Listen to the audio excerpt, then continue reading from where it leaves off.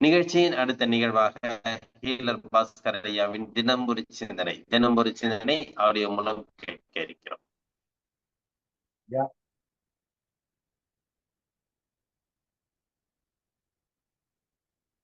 நன்றிங்க ஐயா.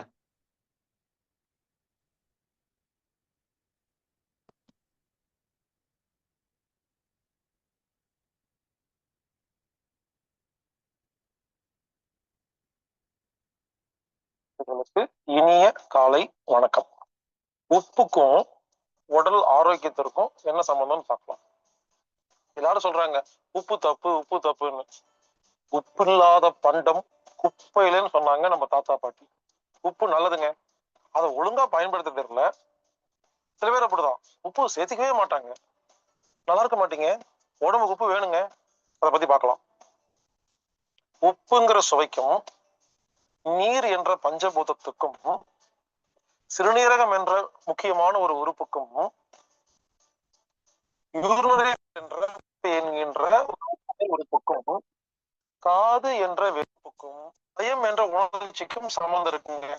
அதை பத்தி பார்க்கலாம். உங்க காது எந்த மாதிரி வடிவம் இருக்கோ கிட்னி அதே மாதிரி செக் பண்ணிக்கோங்க. காதுடைய அவுட்டர் லைன் ஒரே மாதிரி இருக்குங்க.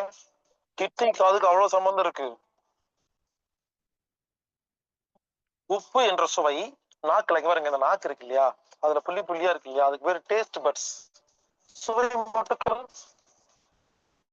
உப்பு நாக்குல பட்ட உடனே அதை ரசிச்ச உடனே உடல்ல சுவை மொட்டுக்கள் உப்பை என்ற நீர் என்ற கரண்டாக மாற்றி பஞ்சபூதமாக மாற்றி உடம்பு முழுவதும் அனைத்து செல்களுக்கும் அனுப்புகிறது.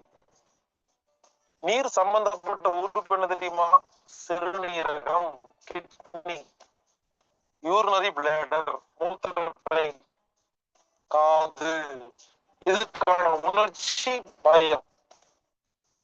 இப்போ தண்ணி குடிக்கிற உப்பு தின்னவன் தண்ணி குடிப்பான்னு சொல்லுவாங்களா இல்லையா? நான் மாதிரி சொல்றேன், தண்ணி குடிச்சும் உப்பு சாப்பிடுறோம். அதாவதுங்க, உப்பு சாப்பிட்ட என்ன தெரியுமா, அது நாட்டுல போட்டோம்னா நீர் கரண்டா மாத்தி உடம்பெல்லாம் கொடுத்துரும். அப்ப நீர் கட்டுப்படும் வேலை செய்யற உறுப்பு என்ன? சிறுநீரகம். சிறுநீரகத்துக்கு எனர்ஜி கிடைச்சோம்னா தெம்பு கிடைச்சோம்னா இந்த சிறுநீரகம்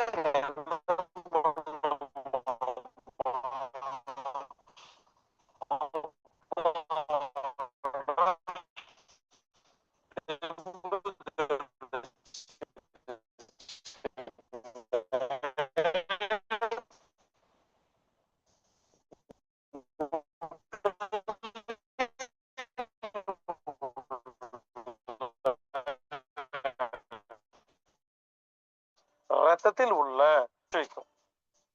தண்ணி, நல்ல தண்ணிய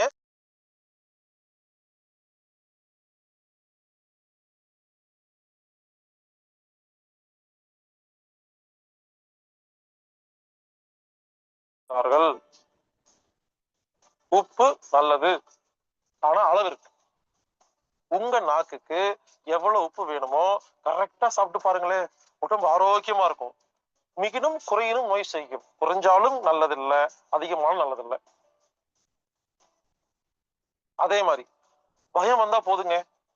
பயங்கிற உணர்ச்சி உடம்பில் உள்ள நீர் சத்தை சாப்பிடும். அப்ப என்ன ஆகுது? இப்போ பயத்துல ஒண்ணுக்கு போயிட்டான்னு சொல்றாங்களா இல்லையா சில பேரு? இப்ப பாருப்பா, நான் டெரர் மாதிரி என்ன பார்த்தா போதும், பயத்துல ஒண்ணுக்கே போயிட்டா அப்படின்னு சொல்றாங்களா இல்லையா? ஏன்? மனதில் பயம் வரும் பொழுது, உடம்பில் உள்ள நீர் சத்து குறையும் பொழுது, மூத்திரப்பை இருக்கு இல்லையா, யூரினரி பிளேடர், அது மூத்திரத்தை கூட பிடித்து வைக்க முடியாமல் வெளியே விட்டுருது. அதாங்க சில பேரு, சில குழந்தைகளுக்கு பெட்ல யூரின் போவாங்க. நைட்டு தூங்கும் பொழுது படுக்கையிலேயே யூரின் போயிடுவாங்க, சிறுநீர் கழிச்சிருவாங்க. இதுக்கு பல பேர் சொல்லுவாங்க வைத்தியம் இல்லைன்னு. ஏன் வருது தெரியுமா? ஆழ் மனதில் பயம் இருக்கும் பொழுதுதான் இரவு யூரின் போகும். யாருக்கு பயம் இருக்கோ யூரின் நிக்காதுங்க. இது நீங்க மருந்து மாத்திரை சரி பண்ண முடியாது. மனதை, தைரியத்தை அதிகப்படுத்தணும். அந்த குழந்தை வெளியே எங்காவது போய் ஒரு கருப்பான ஒரு இடத்துல, இருட்டான இடத்துல ஏதாவது மரத்தை பார்த்து ஏதாவது பேய பார்த்து பயந்துரும். இல்லையா, பள்ளிக்கூடத்துல ஏதாவது ஒரு குழந்தை மிரட்டி இருக்கும், அதை பயந்துட்டு இருக்கும். ஒரு தப்பு பண்ணி இருக்கும், தெரிஞ்சிருப்போங்கிற பயம் இருக்கும். அவ்வளவுதாங்க. ஆள் மனதில் உள்ள பயமே யூரின் இந்த மாதிரி போறதுக்கு காரணங்க. இல்லையா, நீங்க என்ன பண்ணிருப்பீங்க, காலங்காத்தால அம்மா அப்பாவை போய் குழந்தை எழுப்புறதுக்காக மூஞ்சி பக்கத்துல வச்சு எழுதிருப்பீங்க. அந்த குழந்தை உங்க மூஞ்சி பார்த்து பயப்பட்டிருக்கும். அப்படி பண்ணக்கூடாது, பாவம், சின்ன குழந்தை தானே. ஆள் மனதில் பயம் இருந்தால்தான் சிறுநீரகம் ஃபெயிலியர் ஆகும். யாருக்கு கிட்னி ஃபெயிலியரோ ஆள் மனதில் பயம் இருக்கு, யூரின் விட்டு போயிட்டே இருக்கும். புரிஞ்சுக்குங்க. பயங்கர உணர்ச்சி தான் நீர் சம்பந்தப்பட்ட உறுப்புகளை வேலை செய்யாமல் வைக்கிற ஒரு அரக்கன். எனவே பயத்தை சரி பண்ணி நீங்க தைரியத்தை அதிகம் பண்ணாதான் காப்பாற்ற முடியும். இது என்ன புரியுது? உப்புக்கும், நீர் சத்துக்கும், மூத்திர பையுக்கும், சிறுநீரத்துக்கும், காதுக்கும், பயத்துக்கும் சம்மந்தம் இருக்கு. அப்ப என்ன பண்ணணும்? இதையெல்லாம் மொத்தமா சரி பண்ணணும்னா நமக்கு எவ்வளவு உப்பு வேணுமோ கரெக்டா சாப்பிட்டுதாங்க சரியா போகும். பாருங்க, யார் சொல்லியும் கேட்காதீங்க. இப்ப சொல்லுவாங்க பிபி, உப்பு சாப்பிடாதீங்க பிபி வந்துடும். அவ்வளோ உப்பு சாப்பிட்டா பிபி குறையும், சரியாகும். உங்க நாக்குக்கு எவ்வளவு உப்பு வேணுமோ, யார் கரெக்டா சாப்பிடுறீங்களோ, எப்பேற்பட்ட பிபி இருந்தாலும் குணமாகுங்க. ஆமா, நிறைய பேர் இந்த பிபி வந்துடும் பயப்பட்டு உப்பு சாப்பிடாம இருக்கீங்க இல்லையா, அது என்ன ஆகும் தெரியுமா? யாரெல்லாம் உப்பே சேர்த்திக்காம சாப்பிடுறீங்களோ உங்க கிட்னிக்கு வேலை செய்யறதுக்கு தெம்பே இல்லை, உடம்புக்கு உப்பே கொடுக்கல இல்ல, என்ன ஆகும்? ஒரு நாள் மயக்கம் போட்டுருவீங்க, உடனே ஹாஸ்பிட்டல் போவீங்க. அங்க போனீங்கன்னா உங்களுக்கு ஒரு டப்பா மாட்டுவாங்க. அதுக்கு பேர் என்ன கேட்டு பாருங்க, சோடியம் குளோரைடுன்னு சொல்லுவாங்க. உப்பு தாங்க. நீங்க எமர்ஜென்சிக்கு ஹாஸ்பிட்டல்ல போய் பாருங்க, குளுக்கோஸ் மாட்டுறாங்க இல்லையா, அதே மாதிரி உப்பு மாட்டுவாங்க. அப்போ உப்பு நமக்கு வேண்டாம்னு சொல்ற அவங்க ஏன் உப்பு மாட்டுறாங்க கேட்டு பாருங்களேன். உப்பு நல்லதுங்க, நல்லா கேட்டுக்குங்க. அதாவது இப்போ நான் குழம்பு சாப்பிட்றேன், ஏன்னா உப்பு கம்மியா இருக்கு. உடனே நான் என்ன பண்றேன், மொத்த சாம்பார் டப்பாக்குள்ள கொண்டு போய் உப்பு போடக்கூடாது, ஏன் தட்டுல மட்டும்தான் போட்டுக்கணும். புரிஞ்சுக்குங்க. எனது உப்பின் தேவை வேற, உங்களது தேவை வேற. நான் நிறைய பேசுறேன் இல்லையா, அதிகம் பேசும்போது தண்ணி குடிச்சிட்டு பேசுறேன் இல்லையா, அதனால ஏன்னா என்னுடைய உப்பு தேவை எப்பவுமே அதிகமா இருக்குங்க. எனக்கு கொஞ்சம் உப்பு ஜாஸ்தியா போட்டதா சந்தோஷமா இருக்குங்க. ஒரு 10 நாளைக்கு எனக்கு இந்த பேசுற வேலையே இல்லைன்னா எனக்கு உப்பு கம்மியா இருந்தா போதுங்க. புரிஞ்சுங்களா? நாக்கு தான் டாக்டரு, சுவைதான் மருந்து. உங்கள் நாக்குக்கு எவ்வளவு உப்பு வேணுமோ, யார் சரியாக சாப்பிடுகிறீர்களோ கால் வீக்கம் உடனே சரியா போகும், மூட்டு வலி சரியா போகும், உள்ளங்கால் எரியுது குத்துது குறையுது எல்லாமே சரியா போகும். இது அனைத்துக்கும் காரணம் கிட்னி ஃபெயிலியரு, யூரின் விட்டு விட்டு போ, கால் குத்துறது, முழங்கால் வீங்கிறது, எண்டை காரணம் உப்பு குறைவா சாப்பிடுறது இல்ல அதிகமா சாப்பிடுறதா. அதிகமா சாப்பிடுங்கன்னு சொல்லல, குறைவா சாப்பிடுங்கன்னு சொல்லல. உங்க நாக்குக்கு எவ்வளவு உப்பு வேணுமோ சரியாக சாப்பிடுங்கள், உங்கள் உடம்பு ஆரோக்கியமாக இருக்கும். யாரு சொல்லியும் கேட்காதீங்க, உங்க நாக்கு தான் டாக்டரு, சுவைதான் மருந்து. எனவே இனிமேல் சாப்பிடும் போது உப்பு பக்கத்துல வச்சுக்கோங்க. சாப்பாடு, குழம்பு, ரசம், தயிர் எது சாப்பிட்றதா இருந்தாலும் சரி, உங்க நாக்கு கிட்ட கேளுங்க, உப்பு போதுமா வேண்டாமான்னு. இன்னும் கொஞ்சமா போட்டா நல்லா இருக்குன்னா தயவு செய்து உங்க நாக்குக்கு எவ்வளவு உப்பு வேணுமோ இன்று முதல் சரியாக சாப்பிடுங்கள். உடல் கண்டிப்பாக நீர் சத்து, நீர் பிராணம் அதிகம் பண்ணி கண்டிப்பாக நாம் ஆரோக்கியமாக வாழலாம். உப்பு நல்லது, உப்பு சாப்பிடுங்கள், ஆரோக்கியமாக வாழுங்கள். வாழ்வோம் ஆரோக்கியமாக.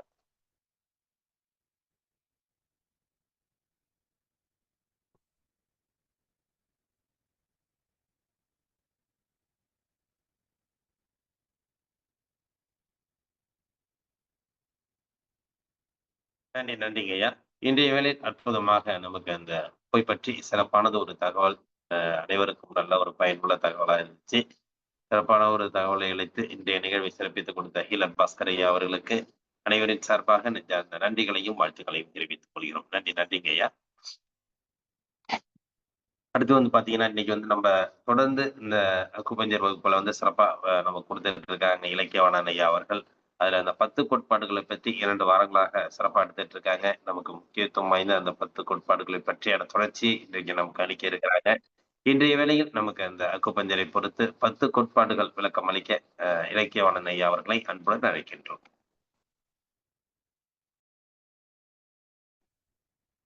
அனைவருக்கும் இனிய காலை வணக்கம். உங்கள் அனைவரையும் இன்றைய அக்குபங்சர் வகுப்பிற்கு வருக வருகவென அன்போடு வரவேற்கிறோம். எல்லாருக்குமே தீபாவளி சிறப்பா முடிஞ்சிருக்கும்னு நம்புறேன். உடல் ஆரோக்கியமும் மன ஆரோக்கியமும் பொருந்தி இந்த தீபாவளி என்பது உங்கள் அனைவருக்கும் ஒரு ஒரு புத்துணர்ச்சி ஏற்படுத்தக்கூடிய ஒரு பண்டிகையா இருந்திருக்கணும் அப்படிங்கிறத நம்புறேன். அடுத்து நம்ம வகுப்புக்கு போகலாம். 10 கோட்பாடுகளை தொடர்ந்து பார்த்துக்கிட்டு இருந்தோம்.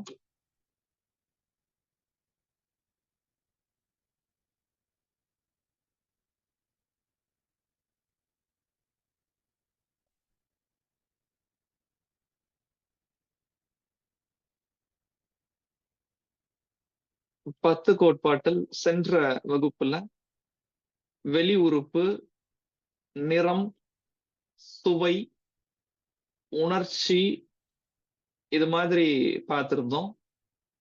அதனை தொடர்ந்து மீதி இருக்கக்கூடிய கோட்பாடுகள் என்ன அப்படிங்கறத நம்ம பார்க்க போறோம். உணர்ச்சி வரைக்கும் பார்த்திருந்தோம் சென்ற வகுப்புல. இன்றைய வகுப்புல நம்ம பார்க்கக்கூடிய கோட்பாட்டுக்கு பெயர் உடல் பராமரிப்பு. உடல் பராமரிப்புக்கும் பஞ்சபூதங்களுக்கும் என்ன தொடர்பு? உடல் பராமரிப்பு அப்படிங்கிறது நம்முடைய உடலின் மொத்த அந்த வடிவமைப்பையும் குறிக்கக்கூடிய ஒன்று. நம்முடைய உடல் அடிப்படையா நம்முடைய உடலுக்கு ஒரு ஸ்டெபிலிட்டின்னு சொல்லுவோம். ஒரு நிலைத்தன்மை எதுல கிடைக்கும் அப்படின்னா நம்முடைய எலும்புகள் தான் கொடுக்கும். எலும்புகள் சரியா இருக்கு, எலும்புகள் இருக்கிறதாலதான் நம்ம உடலுக்குன்னு ஒரு வடிவம் அப்படிங்கிறது இருக்கு. நம்முடைய உடலுக்குன்னு ஒரு நிலைத்த தன்மை அப்படிங்கிறது எலும்புகள் இருக்கிறதாலதான் இருக்கு.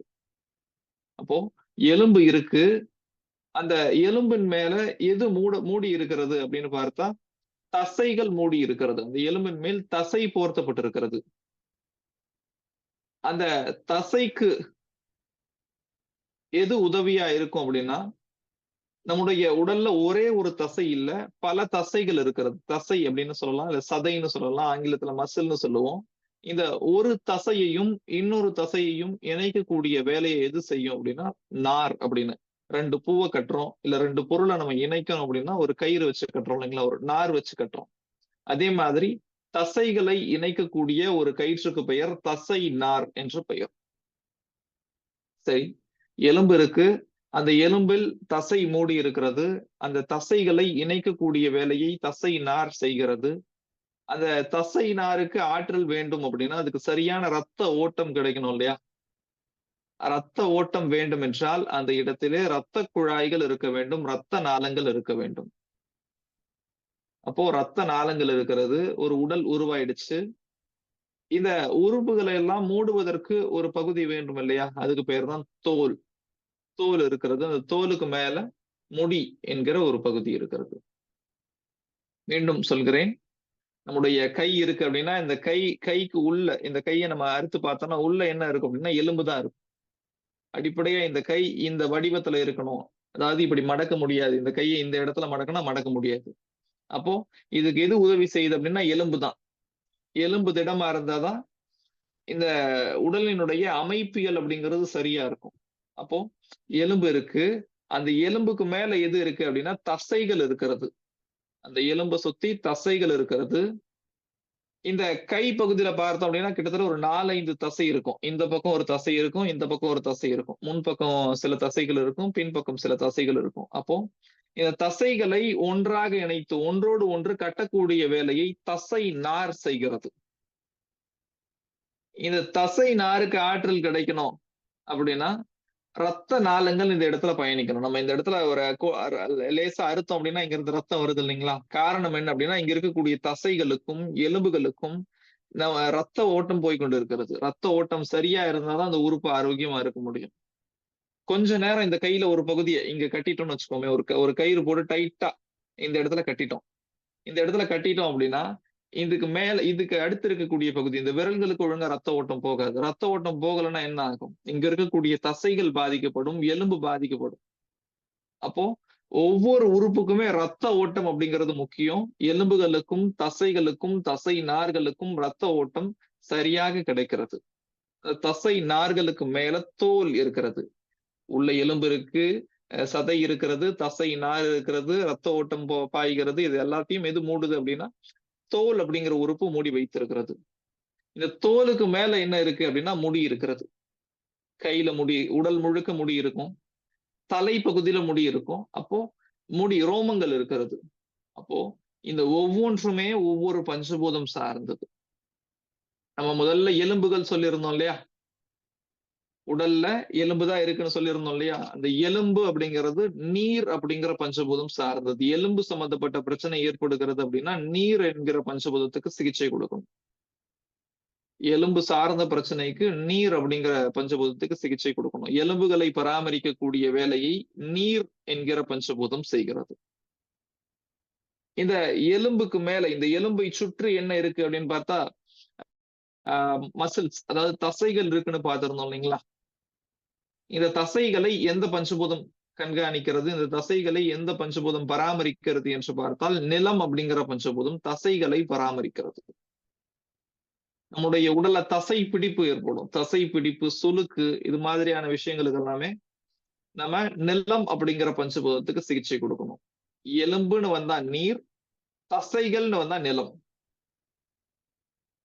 இந்த தசைகளை இணைக்கக்கூடியது தசை நார், ஆங்கிலத்துல லிகமெண்ட் அல்லது டெண்டான் என்று சொல்லலாம். சிலருக்கு லிகமெண்ட் டியர்னு சொல்லுவாங்க. அந்த தசை நார்ல ஏற்படக்கூடிய கிழிவு, தசை நார்ல ஏற்படக்கூடிய பிரச்சனை. தசை நார் சில நேரங்கள்ல சுருட்டிக்கும். அப்போ இதெல்லாமே எந்த பஞ்சபூதம் சம்பந்தப்பட்டது அப்படின்னா மரம் அப்படிங்கிற பஞ்சபூதம் சம்பந்தப்பட்டது. ஒரு தசை, இங்க ஒரு தசை இருக்கு, இங்க ஒரு தசை இருக்கு. இந்த இரண்டு தசைகளையும் இணைத்து கட்டக்கூடிய வேலையை எது செய்யுது அப்படின்னா தசை நார் தான் செய்யுது. அந்த தசை நார் அப்படிங்கிறது மரம் உலகம் சார்ந்த ஒன்று. எலும்பு நீர், தசை நிலம், தசை நார் மரம். அடுத்தபடியா இந்த தசை நார்களுக்கும் தசைகளுக்கும் எலும்புகளுக்கும் ரத்த ஓட்டத்தை கொடுக்கக்கூடியது ரத்த நாளங்களும் ரத்த குழாய்களும். இந்த ரத்த நாளங்களையும் ரத்த குழாய்களையும் எது பராமரிக்கிறது அப்படின்னா நெருப்பு அப்படிங்கிற பஞ்சபூதம் சமாளிக்கிறது. நெருப்பு என்கிற பஞ்சபூதம் ரத்த குழாய்களை பராமரிக்கிறது. ரத்த குழாயில் அடைப்பு ஏற்படுகிறது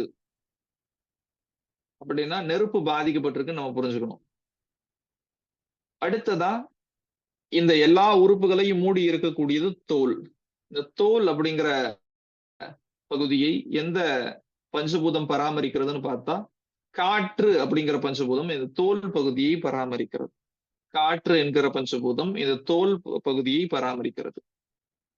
சரி, இப்போ முடி இருக்கு இல்லைங்களா, ரோமங்கள், இதனை எந்த பஞ்சபூதம் பராமரிக்கிறது அப்படின்னா நம்முடைய தலை முடியை மட்டும் நீர் மூலகம் பராமரிக்கிறது. நம்முடைய தலை முடியை நீர் மூலகம் பராமரிக்கிறது. தலை முடியை தவிர்த்து உடல்ல இருக்க மற்ற பகுதிகளில் இருக்கக்கூடிய முடியை காற்று மூலகம் பராமரிக்கிறது. தலை முடியில பிரச்சனை அப்படின்னா நீர், உடல்ல மற்ற பகுதியில் இருக்கக்கூடிய முடி ரோமங்கள்ல பிரச்சனை அப்படின்னா காற்று. சரி, இங்க எல்லாருக்குமே ஒரு சந்தேகம் வரும். ரத்த குழாய் அப்படிங்கிறது நெருப்பு மூலகம் சார்ந்ததுன்னு சொல்லியாச்சு.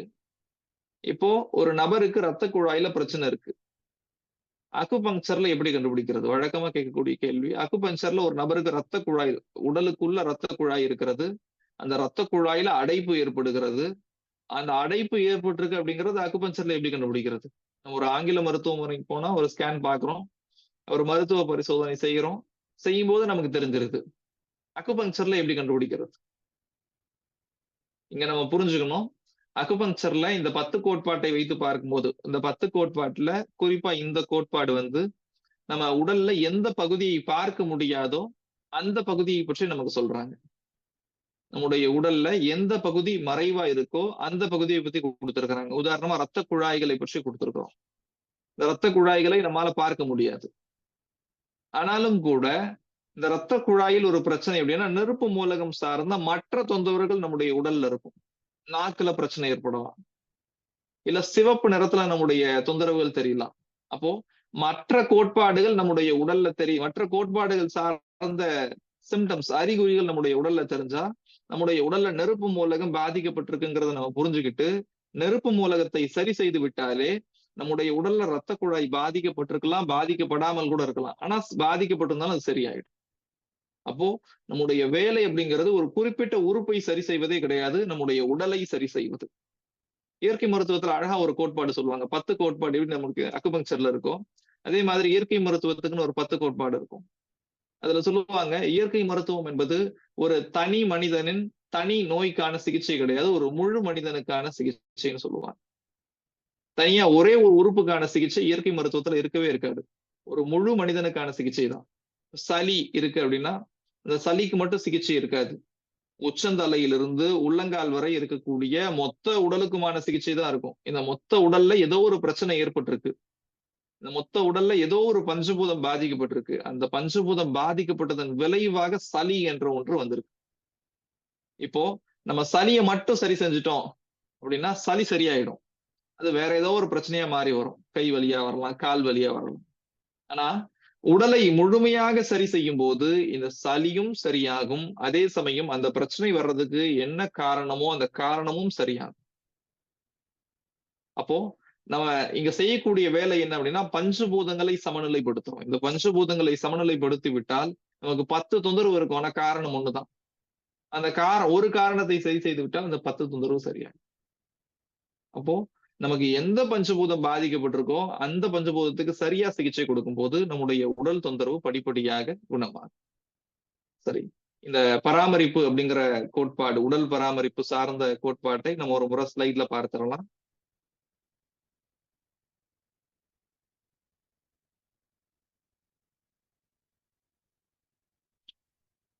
உடல் பராமரிப்பு.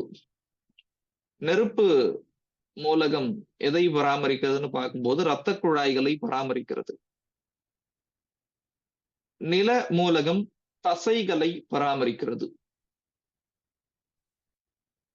காற்று மூலகம் தோல் மற்றும் இங்க முடின்னு கொடுத்திருக்கிறோம், உடல்ல இருக்கக்கூடிய முடியை பராமரிக்கிறது.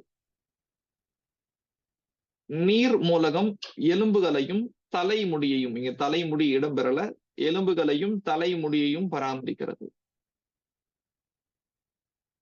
மர மூலகம் தசை நார்களை பராமரிக்கிறது. இது உடல் பராமரிப்பு அப்படிங்கிற கோட்பாடு. அடுத்ததான் நம்ம பார்க்கக்கூடிய கோட்பாடு வலிகளின் தன்மை. நமக்கு அடிபடுது, வலி ஏற்படுது, ஏதோ ஒரு பொருள்ல இடிச்சுக்கிறோம், நம்முடைய கையோ காலோ இடிச்சுக்குது, வலி ஏற்படுது. சரி, அந்த வலிக்கு நம்ம சிகிச்சை கொடுக்கலாம். அக்குபங்க்சர்ல என்ன ஒரு சிகிச்சை அப்படின்னா, என்ன ஒரு சிறப்பு அப்படின்னா, அந்த வலி எந்த தன்மையில இருக்கோ அதை வைத்து நம்ம சிகிச்சை கொடுக்கலாம்.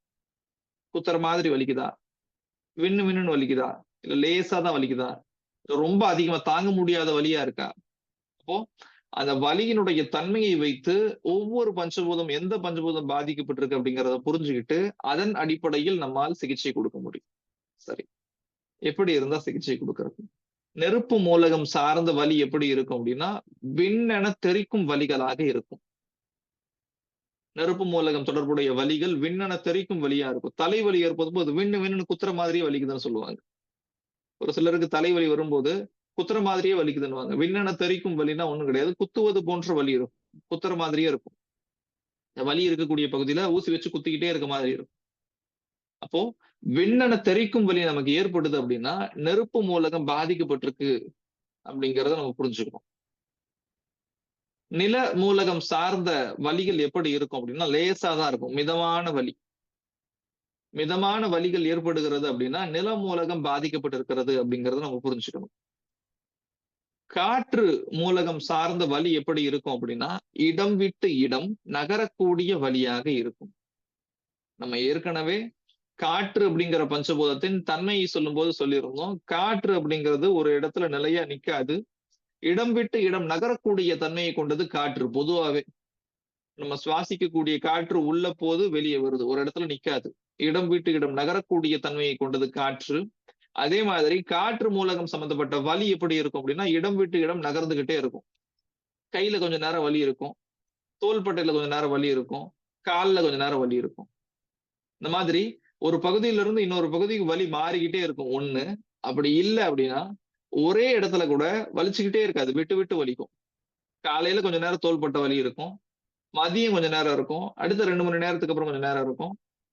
இந்த மாதிரி விட்டு விட்டு வலிக்கும்.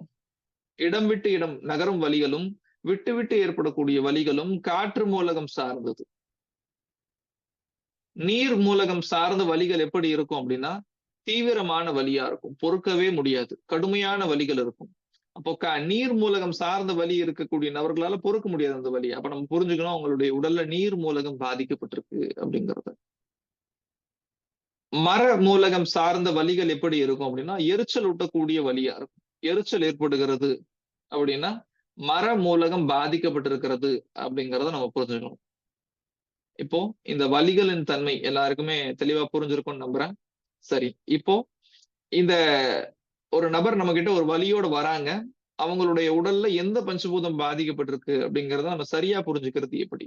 அவங்க சொல்லும் போதே, அறிகுறிகளை சொல்லும் போதே நம்ம கிட்ட சொல்லுவாங்க, காலையில இருந்து கால் வலி தாங்கவே முடியல, பொறுக்கவே முடியல, சரியான வலியா இருக்கு அப்படின்னு சொல்றாங்கன்னா நம்ம புரிஞ்சுக்கணும் அவங்களுடைய உடல்ல நீர் மூலகத்துக்கு தான் நம்ம சிகிச்சை கொடுக்கணும். தீவிரமான வலிகள் அவங்களுக்கு, எனக்கு 10 நாளா வலி இருக்கு, வயிறு வலி இருக்கு, நானும் நாளைக்கு பாத்துக்கலாம் பொறுத்துக்கிட்டே இருக்கேன் அப்படின்னு சொல்றாங்கன்னா நம்ம புரிஞ்சுக்கணும் 10 நாளா வலி இருக்கு, அதை பொறுத்து இருக்கிறாங்க அப்படின்னாலே அது மிதமான வலியா இருக்கிறதுக்கான வாய்ப்புகள் அதிகம், நிலம் மூலகம் தான் பாதிக்கப்பட்டிருக்கும் அப்படிங்கறத நம்ம புரிஞ்சுக்கணும். இதுவே நெருப்பு மூலகம் பாதிக்கப்படுது அப்படின்னா அவங்க சொல்லும் போதே சொல்லுவாங்க ஏதோ குத்துற மாதிரியே வலி இருக்கு. அப்போ ஒரு நபர் சொல்லக்கூடிய தொந்தரவின் அறிகுறிகளை வைத்துக்கொண்டு அவர்களுடைய உடல்ல எந்த பஞ்சபூதம் பாதிக்கப்பட்டிருக்கு அப்படிங்கறத நம்ம புரிஞ்சுக்கலாம். சரி, இது பெரியவங்களுக்கு பொருந்தும்.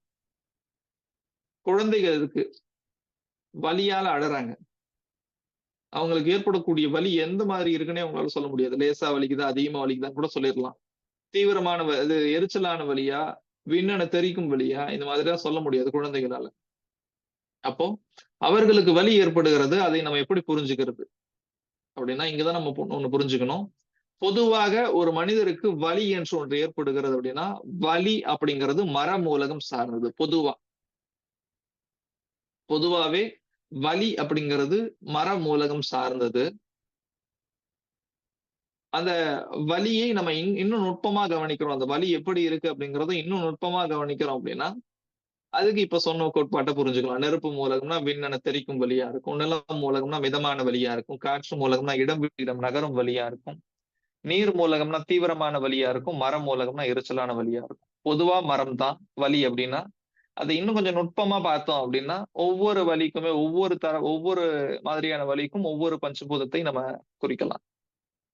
சரி, இப்போ நம்ம எதுக்கு சிகிச்சை கொடுக்கறது? பொதுவா வலி அப்படின்னா மரத்துக்கு சிகிச்சை கொடுக்கலாமா, இந்த மாதிரி தனித்தனியா ஒரு பஞ்சபூதத்துக்கு சிகிச்சை கொடுக்கலாமா அப்படின்னு கேட்டா, ஒரு நபர் உங்களுக்கு அழைச்சு பேசுறாங்க, போன்ல பேசுறாங்க, வலி பொறுக்க முடியல இல்ல ஏதோ ஒண்ணு, அல்லது அந்த நபர் ஒரு நபருக்கு பிரச்சனை இருக்கும், அந்த நபருக்கு பக்கத்துல இருக்கக்கூடிய ஒரு நபர் தான் நம்ம கிட்ட பேசுவாங்க, அட்டெண்டர்னு சொல்லுவோம் இல்லைங்களா, அந்த நபருடைய உறவினர் யாரோ ஒருத்தட்ட பேசுவாங்க, நம்ம கிட்ட பேசுவாங்க, அவங்களுக்கு சரியா என்ன தொந்தரவுன்னு சொல்ல முடியாது.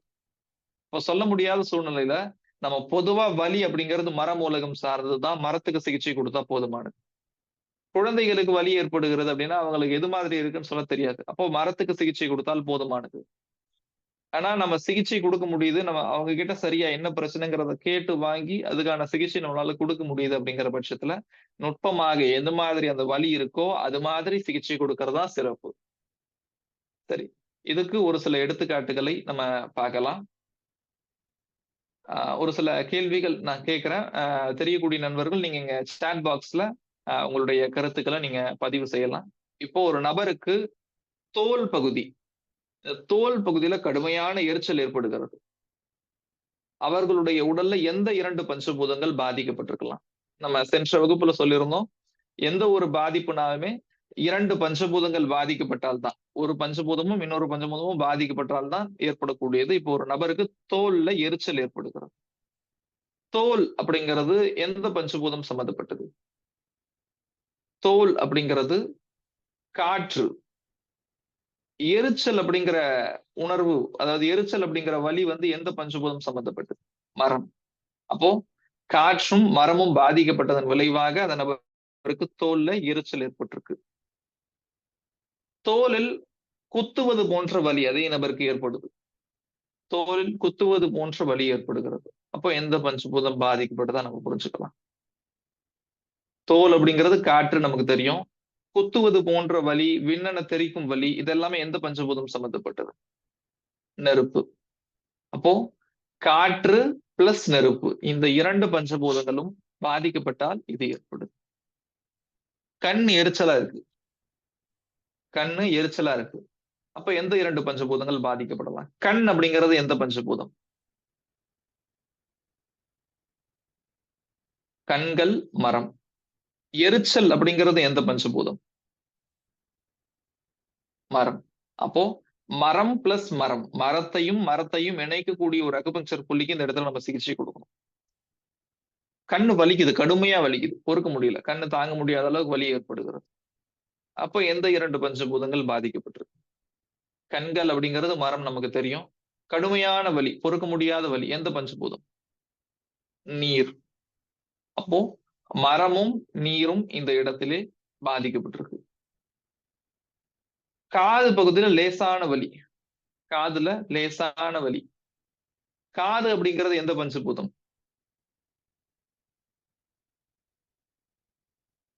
காது அப்படிங்கிறது நீர், லேசான வலி அப்படிங்கிறது எந்த பஞ்சபூதம் சம்பந்தப்பட்டு சொல்லலாம்? மிதமான வலி,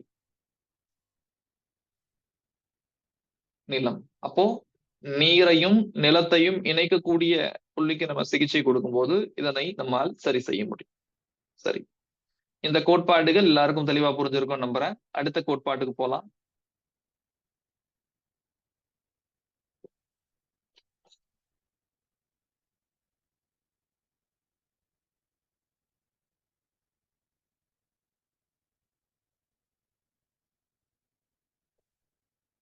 பாதிக்கப்படும் உடல் பகுதிகள். நம்முடைய உடல்ல ஒவ்வொரு பகுதியும் ஒவ்வொரு பஞ்சபூதம் சம்பந்தப்பட்டது. எப்படி நம்ம உடலுக்கு உள்ள இருந்து எலும்புல ஆரம்பிச்சு வெளியே இந்த தோல் வரைக்கும் ஒவ்வொரு பஞ்சபூதம் சார்ந்து சொன்னோமோ, அதே மாதிரி உச்சந்தலையில இருந்து உள்ளங்கால் வரை இருக்கக்கூடிய இந்த கழுத்து அப்படின்னா இது ஒரு பஞ்சபூதம் சம்பந்தப்பட்டது. இங்க இருக்கக்கூடிய விலா எலும்புகள் ஒரு பஞ்சபூதம் சம்பந்தப்பட்டது. அப்போ மேல இருந்து கீழே வரை இருக்கக்கூடிய எல்லா பகுதிகளுக்கும் ஒரு பஞ்சபூதம் தொடர்பா இருக்கு. அந்த தொடர்புகள் என்ன அப்படிங்கிறத நம்ம சொல்லிக் கொடுக்கக்கூடிய ஒரு கோட்பாடு தான் பாதிக்கப்படும் உடல் பகுதிகள் அப்படிங்கிற ஒரு கோட்பாடு.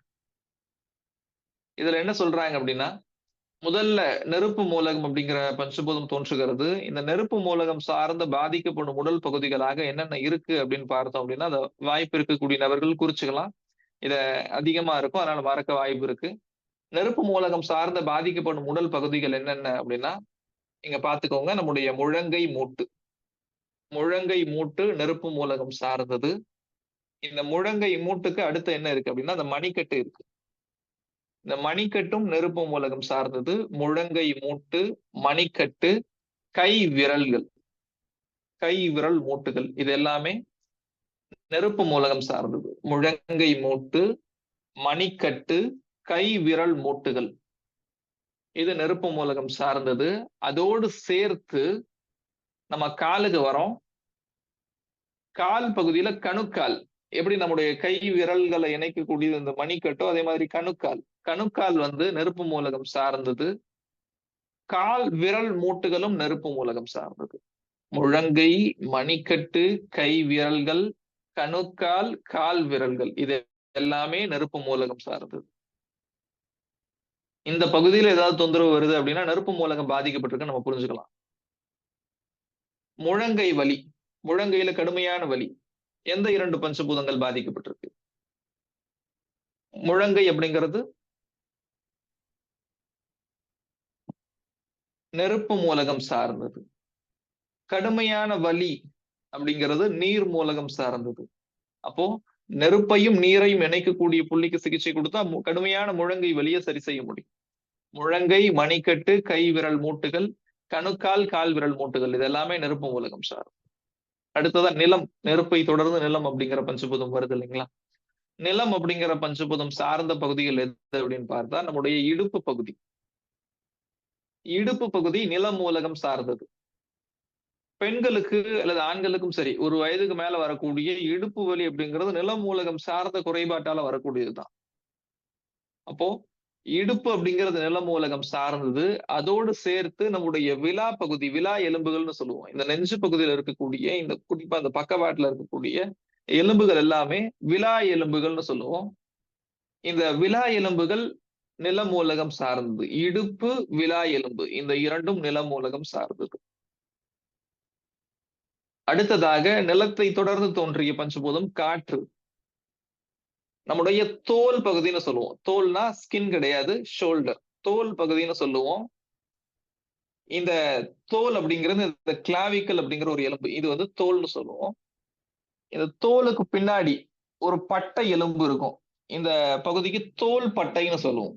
இங்க இது தோல். இதுக்கு கொஞ்சம் பின்னாடி நம்ம கையை வச்சோம் அப்படின்னா இந்த இடத்துல இந்த தோலுக்கு பின்னாடி இருக்கக்கூடிய இந்த பகுதியை தோல் பட்டைன்னு சொல்லுவோம். பட்டையா இருக்கும் இங்க எலும்பு. அப்போ இந்த தோல், தோல் பட்டை, நம்முடைய புஜம், ஆம்ஸ்னு சொல்றோம் இல்லைங்களா, இந்த புஜம், இந்த மூன்றுமே காற்று மூலகம் சார்ந்தது. தோல், தோள்பட்டை, புஜம் இந்த மூன்றும் காற்று மூலகம் சார்ந்தது. அடுத்ததா நீர் மூலகம் சார்ந்தது எது அப்படின்னு பார்க்கும்போது நம்முடைய பின்னந்தலை இருக்கு. இந்த பின்னந்தலை தொடங்கி நம்முடைய இந்த முதுகு தண்டுவடம் இருக்கு இல்லைங்களா, இந்த முதுகு தண்டுவடம் கீழே வரைக்கும், இந்த அடிமுதுகு தண்டுவடம் வரை இருக்கக்கூடிய எல்லா பகுதியுமே நீர் மூலகம் சார்ந்தது. பின்னந்தலையிலிருந்து அடிமுதுகு தண்டுவடம் வரை இருக்கக்கூடிய எல்லா பகுதிகளும் நீர் மூலகம் சார்ந்தது. அதோடு சேர்த்து பின்னந்தொடை, நம்முடைய பின்னந்தொடை தொடங்கி பாதம் வரை இருக்கக்கூடிய எல்லா பகுதிகளுமே நீர் மூலகம் சார்ந்ததுதான். பின்னந்தலையிலிருந்து அடிமுதுகு தண்டுவடம், பின்னந்தொடையிலிருந்து கால் பாதம் வரைக்கும். இன்னும் சரியா சொல்லணும் அப்படின்னா நம்முடைய உடலின் பின்புறமா இருக்கக்கூடிய எல்லா பகுதியிலுமே, பெரும்பான்மையான பகுதி, எல்லா பகுதிகளும் வராது, பெரும்பான்மையான பகுதிகள் வந்து நீர் மூலகம் சார்ந்ததுதான். இந்த பின்னந்தொடையா இருக்கட்டும், நம்முடைய கெண்டைக்கால் பகுதியா இருக்கட்டும், கால் பாதமா இருக்கட்டும், இது எல்லாமே நீர் மூலகம் சார்ந்ததுதான். அதோடு சேர்த்து நம்முடைய கணுக்கால், மன்னிக்கவும் முழங்கால், நம்முடைய முழங்காலும் நீர் மூலகம் சார்ந்தது. நீ ஜாயிண்ட் சொல்றோம் இல்லைங்களா, இந்த முழங்கால் நீர் மூலகம் சார்ந்தது. முழங்கால் வலி ஏற்படுகிறது அப்படின்னா உடல்ல நீர் மூலகத்துக்கு ஆற்றல் கொடுக்கணும்னு அர்த்தம். திரும்பவும் சொல்றேன், பின்னந்தலையிலிருந்து அடிமுதுகு தண்டுவடம் வரைக்கும், பின்னந்தொடையிலிருந்து கால் பாதம் வரைக்கும் முழங்கால் பகுதி, இது எல்லாமே நீர் மூலகம் சார்ந்தது. அடுத்ததாக நீரை தொடர்ந்து நமக்கு வரக்கூடிய பஞ்சபூதம் மரம். இந்த மரம் சார்ந்து பாதிக்கப்படும் பகுதி எது அப்படின்னு பார்க்கும்போது நம்முடைய உடல்ல பொதுவா ஏற்படக்கூடிய சோர்வு, நம்முடைய உடல்ல ஏற்படக்கூடிய டயர்ட்னஸ், சோர்வு எல்லாமே மரமூலகம் சார்ந்தது. பொதுவா ஏற்படக்கூடிய தலைவலி மரமூலகம் சார்ந்தது. அப்போ பொதுவா ஏற்படக்கூடிய சோர்வு, தலைவலி, இது எல்லாமே அயர்வு, இது எல்லாமே மரமூலகம் சார்ந்தது. இந்த பாதிக்கப்படும் உடல் பகுதியை நம்ம தெளிவா புரிஞ்சுக்கிட்டோம் அப்படின்னா ஒரு நபர் நம்ம கிட்ட என்ன தொந்தரவு சொல்றாங்களோ, எந்த பகுதியில பிரச்சனை இருக்குன்னு சொல்றாங்களோ அதை வச்சு நம்ம புரிஞ்சுக்கலாம், இந்த பஞ்சபூதம் பாதிக்கப்பட்டிருக்கலாம் அப்படிங்கறத நம்ம புரிஞ்சுக்கலாம். இந்த பகுதிகளை ஒரு முறை ஸ்லைட்ல பார்த்துடலாம்.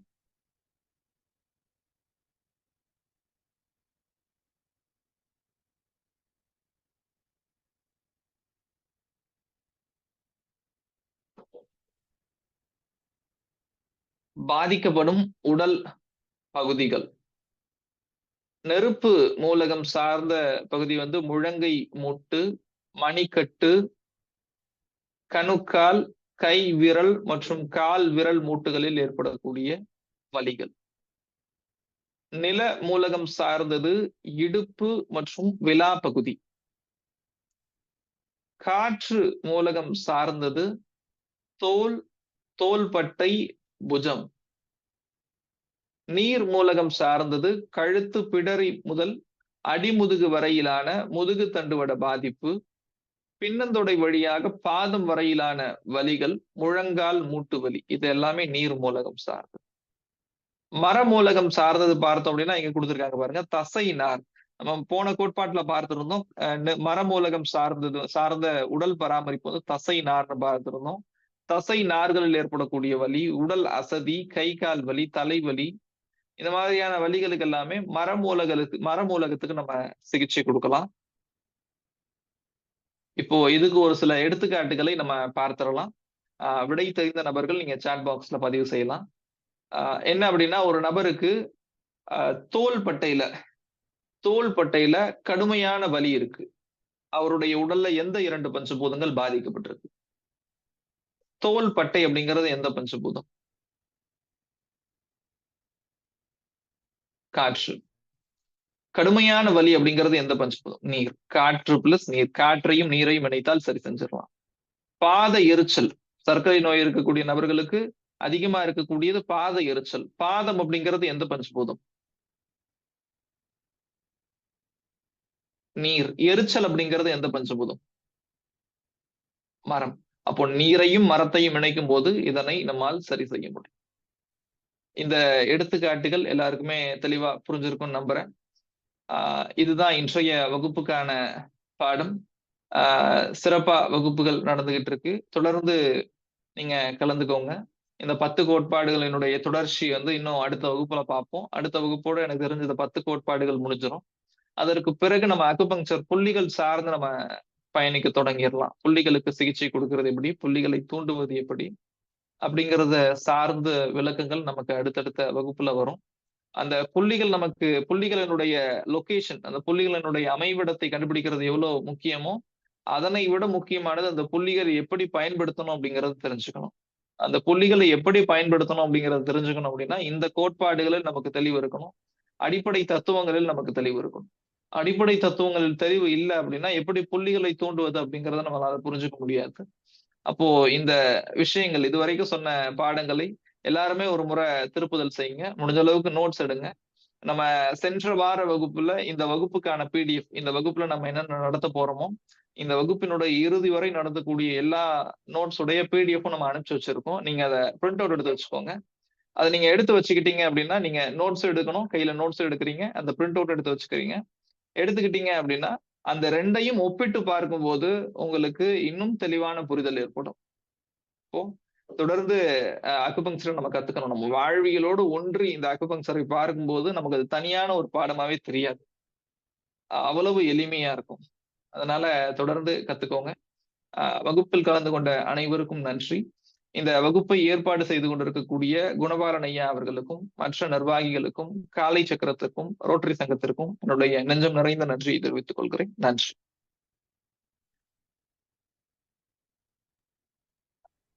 நன்றிங்கய்யா. சிறப்பு, சந்தோஷம்.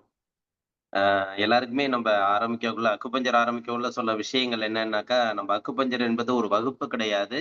உங்களை பற்றி நீங்கள் தெரிந்து கொள்ளக்கூடிய ஒரு சிறப்பான ஒரு நிகழ்வு அப்படின்னு தான் சொல்லியிருந்தோம்.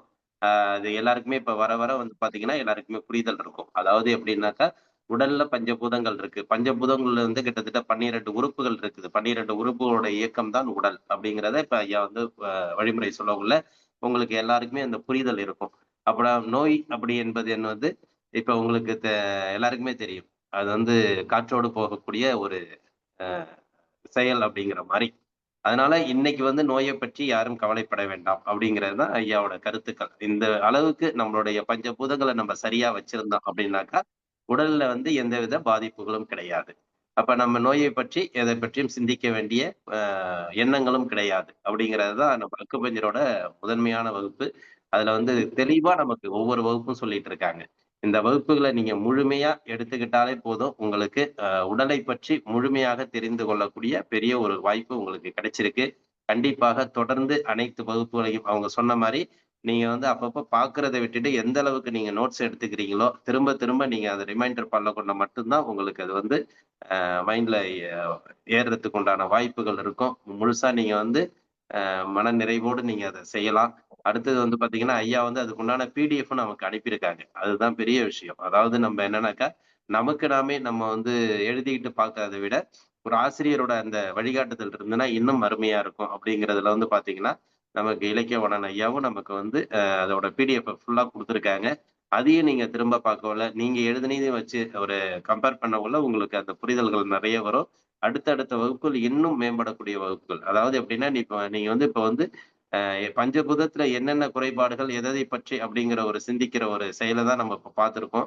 அடுத்தது வந்து நீங்க ட்ரீட்மெண்ட் கொடுக்கக்கூடிய அளவுக்கு நீங்கள் முன்னேற போறீங்க. உண்மையிலுமே அந்த பல்ஸ பார்த்து, அந்த பல்ஸோட டயக்னைஸ் பண்ணி, இதெல்லாம் வந்து பெரிய விஷயம். அதாவது உங்களுக்குண்டான விஷயத்தை உங்கள் உடலையே நீங்க பரிசோதனை செய்யக்கூடிய ஒரு அற்புதமான வாய்ப்புகள்லாம் உங்களை நெருங்கிக் கொண்டிருக்கிறது. அடுத்தடுத்த வாரங்கள் வரப்போகிறது. சிறப்பாக நமக்கு வகுப்படுத்திக் கொண்டிருக்கிறார்கள் இலக்கியவாணன் ஐயா அவர்கள். இந்த நேரத்திலே அனைவருக்கும் இந்த ஒரு அற்புத நிகழ்வை நமக்கு சிறப்பாக கொடுத்துக் கொண்டிருக்கும் இலக்கியவாணன் ஐயா அவர்களுக்கு அனைவரின் சார்பாக மீண்டும் நெஞ்சார்ந்த நன்றிகளையும் வாழ்த்துக்களையும் தெரிவித்துக் கொள்கிறோம். நன்றிங்க ஐயா. நன்றிங்க ஐயா. இதில் ஏதாவது சந்தேகங்கள் இருந்தா நீங்க எல்லாம் கேட்கலாம். இன்றைய வகுப்புல உங்களுக்கு ஏதாவது சந்தேகங்கள் இருந்தா ஹேண்ட் ரைஸ் பண்ணுங்க, உங்களுக்கு வாய்ப்பு கொடுக்கப்படும். பத்மினி அம்மா, நீங்க கேள்வி கேட்கலாம். அன்மியூட் பண்ணிட்டு கேளுங்கம்மா.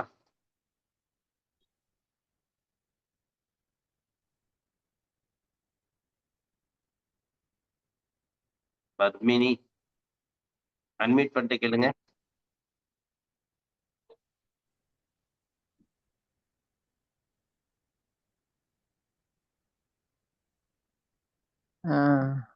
வணக்கம் ஐயா. வணக்கம்மா. வணக்கம். உங்களோட இது தெளிவா எல்லாம்